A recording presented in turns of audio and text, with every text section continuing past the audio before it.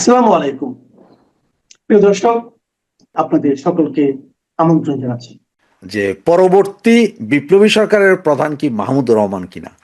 হ্যাঁ, আমার কাছে এই মুহূর্তে এই পর্যন্ত যে রিপোর্টটা আছে সেটা হচ্ছে যে বিশেষ বৈঠক চলছে আজকে রাতের 8টার পর থেকে, এখনো বৈঠক চলমান। এবং এমন হচ্ছে যে হয়তো মাহমুদুর রহমানকে প্রধান করে এবং নাহিদ বা মাহফুজকে প্রধানমন্ত্রী করে আপনার বিপ্লবী সরকার গঠনের প্রক্রিয়া চলছে। এই প্রক্রিয়াটা যেভাবে হবে বলে এখন পর্যন্ত জানতে পেরেছি, যে আপনার জুলকারনাইন সায়েরের একটা স্ট্যাটাস হয়তো দেখেছেন যে সারা বাংলাদেশ থেকে লোক আনছে, ওরা লাখো লোকের সমাবেশ ঘটাবে কালকে মানিক মিয়া এভিনিউতে।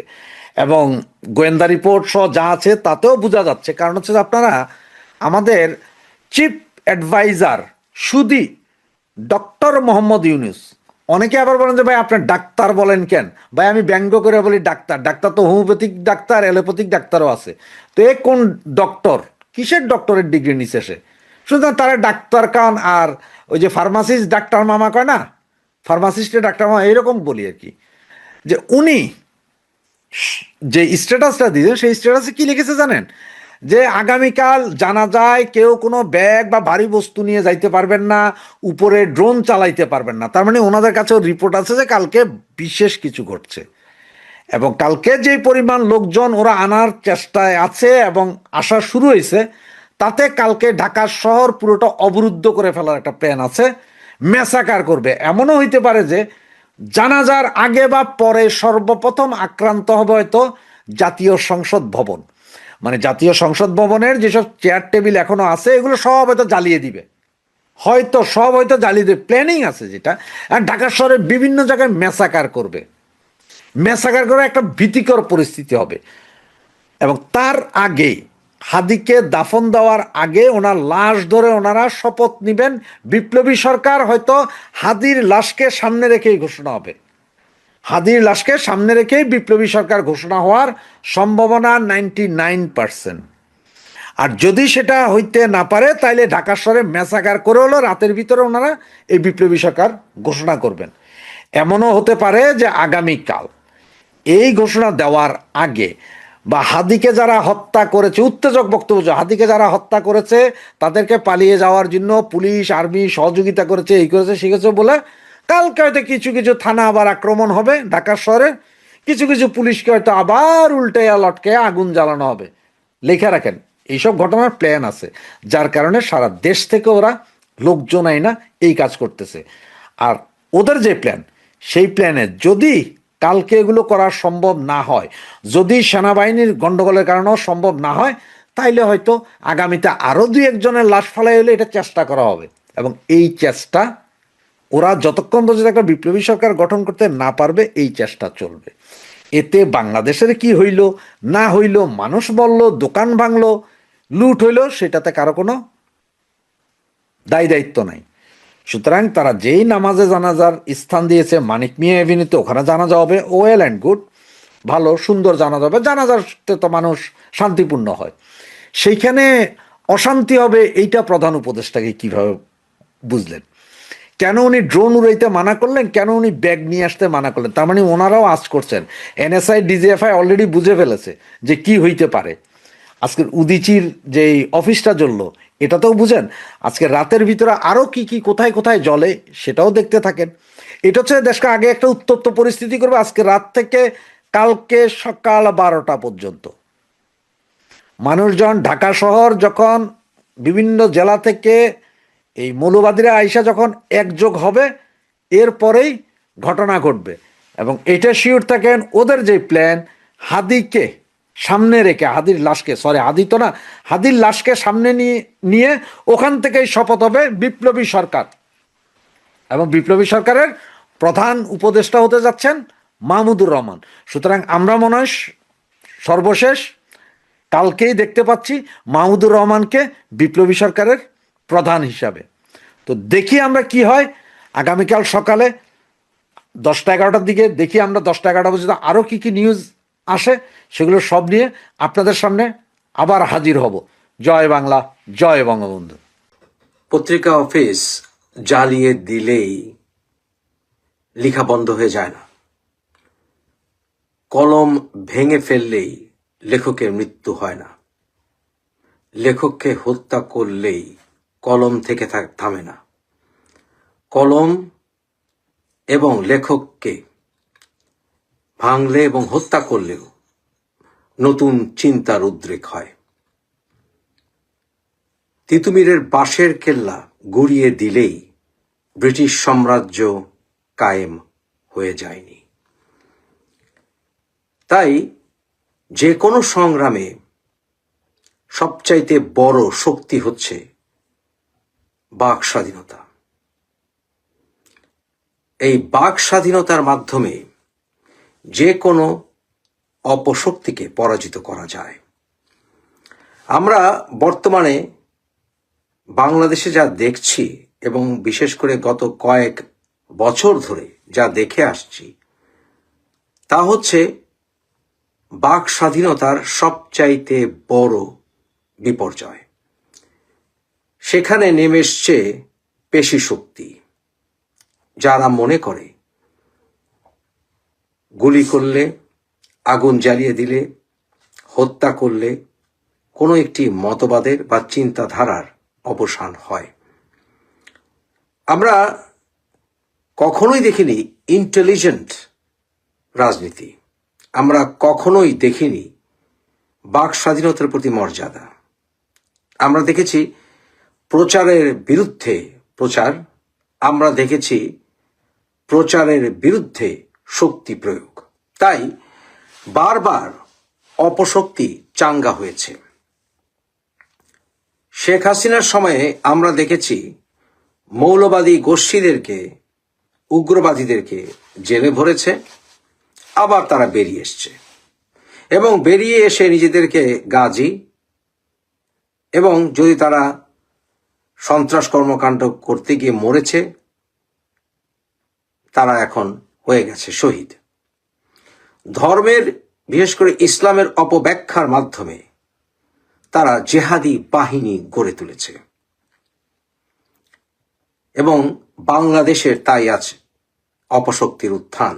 যারা আবার বাংলাদেশের পতাকা সম্বলিত হেডব্যান্ড পরে, যারা প্রকৃতার্থে বাংলাদেশেই বিশ্বাস করে না কিন্তু বাংলাদেশের হেডব্যান্ডই পরে বাংলাদেশের পতাকার, মানুষকে ধোঁকা দেওয়ার জন্য। এরাই হচ্ছে রাজনৈতিক মুনাফিক। তারা দেখবেন যখন এই চিৎকার ধ্বনি না দেয়, উগ্র মতবাদ না ছড়ায়, রাস্তাঘাটে মারামারি না করে, তখন তারা রাত দিন স্বাধীনতার বিরুদ্ধে কথা বলে। মূল কারণটি কি? কারণ এদের বিরুদ্ধে সবচাইতে বড় শক্তি হচ্ছে আমাদের ৭১-এর স্বাধীনতার চেতনা, আমাদের লাল সবুজের পতাকা। তাই এদেরকে যাতে আক্রমণ করতে না পারি, এরা সেই লাল সবুজের আমাদের পতাকার হেডব্যান্ড পরে। এটা কিন্তু তারা পড়তে ভোলে না, কিন্তু এরাই কিন্তু বাংলাদেশের ৭১-এর স্বাধীনতার চেতনায় বিশ্বাস করে না। এরাই কিন্তু একদিন চিৎকার করবে স্বাধীনতার, বিজয়ের এবং আমাদের জাতীয় এই পতাকার বিরুদ্ধে। আমরা দেখেছি যে আমার দেশ পত্রিকাটাও কার্যত নিষিদ্ধ ছিল, কিন্তু এরা আবার চাঙ্গা হয়ে উঠেছে। কারণ আমার দেশের যে প্রচারণা, তার বিরুদ্ধে যৌক্তিকভাবে প্রচার করতে বা মুক্ত চিন্তক মানুষদেরকে, সেকুলারিস্টদেরকে, প্রকৃত ধার্মিকদেরকে শেখ হাসিনা সরকার কখনো বাক স্বাধীনতা দিতে পারেননি। এটা ছিল ওনার শাসনের আমলের সবচেয়ে বড় বিফলতা। তার জনসমর্থন ছিল অনেক, উনি আওয়ামী লীগের নেত্রী ছিলেন, ওনার পাশে পুলিশ ছিল, আর্মি ছিল, বিচার ব্যবস্থা ছিল। উনি চাইলে বা ওনার উচিত ছিল প্রকৃত স্বাধীনতার চেতনার মানুষদেরকে এবং মুক্ত চিন্তকদেরকে, প্রকৃত মুসলিমদেরকে, এই সকল উগ্রবাদীদের মুখোমুখি বসিয়ে ডিবেট করানো, আলোচনায় বসানো এবং তাদের কথাবার্তার অসারতা নতুন প্রজন্ম বুঝতে পারত। সেটা হয়নি। যাই হোক, মূল কথায় ফিরে আসি। দেখলাম যে এই সকল জেহাদিরা তারা যমুনার দিকে এগুচ্ছে, অর্থাৎ এখন তাদের টার্গেট হচ্ছে ইউনূস সরকারের পতন ঘটানো। অথচ এরাই ইউনূস সরকারকে ক্ষমতায় বসিয়েছে। এরাই এখন ইউনূস সরকারের ফ্র্যাঙ্কেনস্টাইনে পরিণত হয়েছে। মূল কারণ কি? মূল কারণ হচ্ছে ইউনূস সরকার চাইছে একটি নির্বাচন হোক, কারণ ইউনূস সরকার হাঁপিয়ে উঠেছে। ইউনূস সরকারের যারা চুরিধারি করার, ওরা চুরি টুরি করেছে, পেট ফেটে যাচ্ছে এখন, তাই এখন একটি নির্বাচন দরকার। কিন্তু আপনাদের নিশ্চয়ই মনে আছে, শেখ হাসিনা সরকারের পতনের পরপর আমি বলেছিলাম সকল রাজনৈতিক দলের সন্নিবেশনে একটি সুষ্ঠু স্বাধীন নির্বাচন হওয়া প্রয়োজন, সুষ্ঠু বিচার প্রক্রিয়া চালু করার প্রয়োজন, এবং আমি বলেছিলাম একটি বিপ্লবী সরকার ছাড়া কোনোভাবেই বর্তমান সরকারের বৈধতা দেওয়া যাচ্ছে না।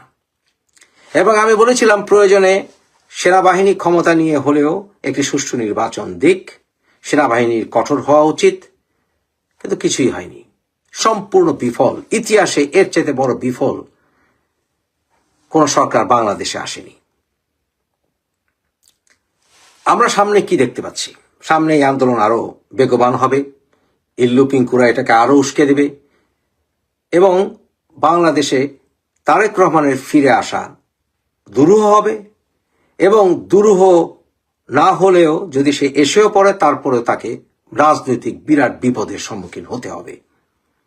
এটাই ওরা চায়। তারেক রহমানের দেশে ফেরার দিনটিকে তারা সহ্য করতে পারছে না।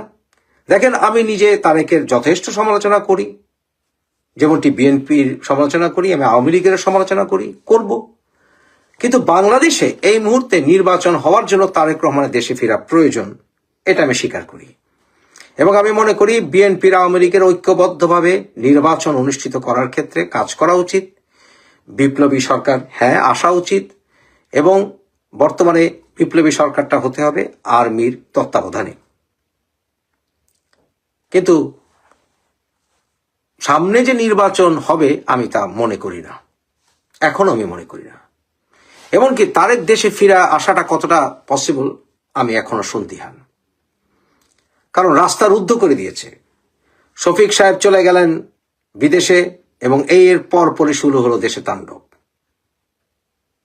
আমাদের বাংলাদেশে যদি আপনি শান্তি ফিরিয়ে আনতে চান, যখন আপনি দেখছেন দেশের সরকার সম্পূর্ণ বিফল, দেশে মানুষের জানমালের নিরাপত্তা নাই, দেশে কোনো নির্বাচিত সরকার নাই, যখন আপনি দেখছেন সেনাবাহিনীও পদক্ষেপ নিচ্ছে না, তাহলে কি বর্তমান এই সরকার এবং সেনাবাহিনী চাইছেন আমাদের স্বাধীনতার সার্বভৌমত্ব জেহাদিদের হাত থেকে রক্ষা করার জন্য আমরা নিজেরা নিজেদের স্বাধীনতার সংগ্রামে ঝাঁপিয়ে পড়ি? এই সরকার কি তাই চাইছেন? আমি কোনো মানুষের মৃত্যু কামনা করি না, কিন্তু এই যে হাদি মরল, সে কি ভালো মানুষ ছিল? আমি তার সংগ্রাম বা তার আন্দোলন, শেখ হাসিনা পতনের বিষয়গুলো আলাদা রাখতে চাই, কিন্তু যে বিজয়ী হবে সে তো হবে নম্র, যদি সে নিজেকে বিজয়ী মনে করে থাকে। বিজয় করার চাইতে বিজয় ধরে রাখা হচ্ছে সবচেয়ে বড় কঠিন কাজ। এই হাদি মৃত্যুর আগ পর্যন্ত প্রায় প্রতিদিন যেভাবে সন্ত্রাসী বক্তব্য দিয়ে গেছে, এটা করব, সেটা করব, মেরে ফেলবো, ফাটিয়ে ফেলবো, দেশ থেকে বিতরণ করে দেব, তেপান্তর করব, এর ফাঁকে ফাঁকে মাঝে মাঝে ইসলামের কথা বলেছে, ধর্মের কথা বলেছে, বাট মধ্যে কথা তার কথাতে কখনো আমি সফটনেস দেখি নাই। এখন মরে গেছে বলেই তাকে আমার বসে প্রশংসা করতে হবে, তাকে হিরো বানিয়ে দিতে হবে? No, he was not a hero to me. আমি বরঞ্চ তার কথায় প্রচন্ড অশালীনতা, অসহিষ্ণুতা এবং বর্বরতা আমি লক্ষ্য করেছি। তার মুখে বিদ্রোহী কবিতা মানায় না, মানায়নি। Violence begets violence. সুতরাং এই সন্ত্রাসী ছেলেটার মৃত্যু হয়েছে, কিন্তু তার যাই বললাম, আমি তার এইভাবে অপমৃত্যু সমর্থন করি না, কিন্তু সে সন্ত্রাসী ছিল।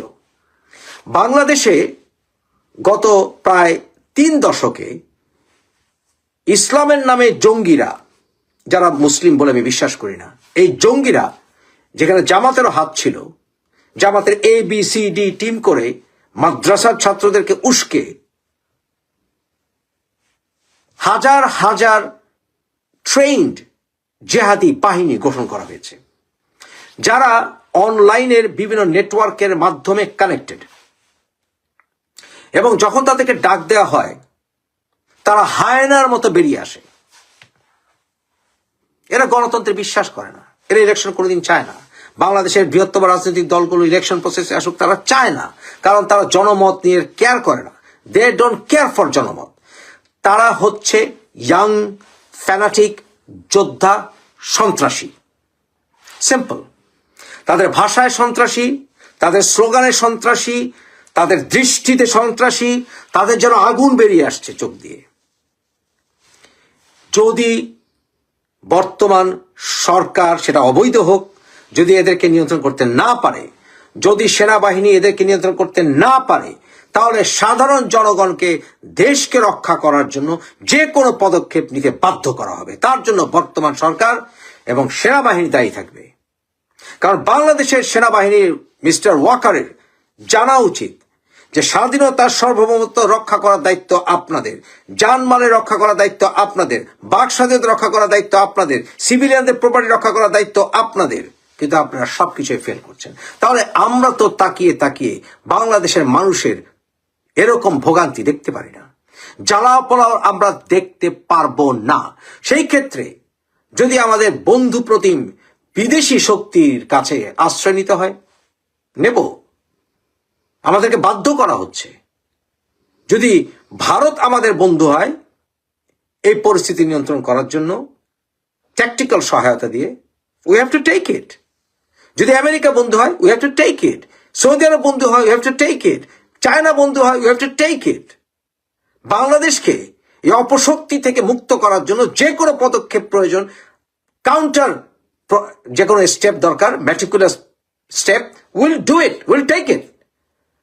কারণ আমাদেরকে বাধ্য করা হচ্ছে, সেটা আমরা করতে চাচ্ছি না। আমি হাত জোর করে জেনারেল ওয়াকারকে বলবো, বিশেষ করে প্লিজ আমাদেরকে বাধ্য করবেন না যাতে আমরা এই জিহাদিদেরকে মোকাবেলা করি।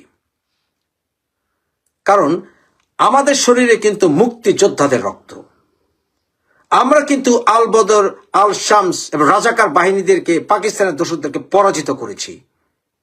আমাদেরকে এই সকল বিকৃত জেহাদি ইউথরা থ্রেট দিবে আমাদের স্বাধীনতা সার্বভৌমত্ব মাথায় বাংলাদেশের পতাকা বেঁধে বাংলাদেশের স্বাধীনতা সার্বভৌমত্বের বিরুদ্ধে কথা বলবে।